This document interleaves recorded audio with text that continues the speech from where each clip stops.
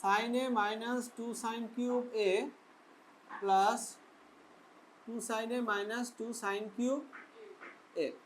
তাহলে এইটা এটা যোগ করলে 3 sin a আর এটা যোগ করলে মাইনাস 4 কিউব a। এটা হলো sin 3 এর সূত্র, ঠিক আছে। এটার মডিফাইড আর একটা ভার্সন আমরা ইউজ করি, বিশেষ করে আমি যেটা মনে রাখি, এই সাইনটাকে এই পাশে নিয়ে আসি, 4 sin cube a 3 sin a minus sin 3a। এটা খুব বেশি ইউজ হয়।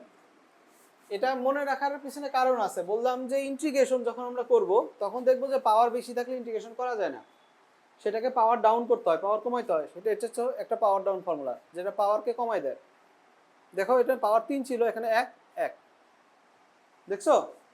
এটা একটা পাওয়ার ডাউন ফর্মুলা। পাওয়ার ডাউন কোনগুলো? যেগুলো বেশি পাওয়ার থেকে কম পাওয়ারে কনভার্ট করে। এই জন্য এটা প্রচুর পরিমাণে ইউজ হয় ইন্টিগ্রেশনে।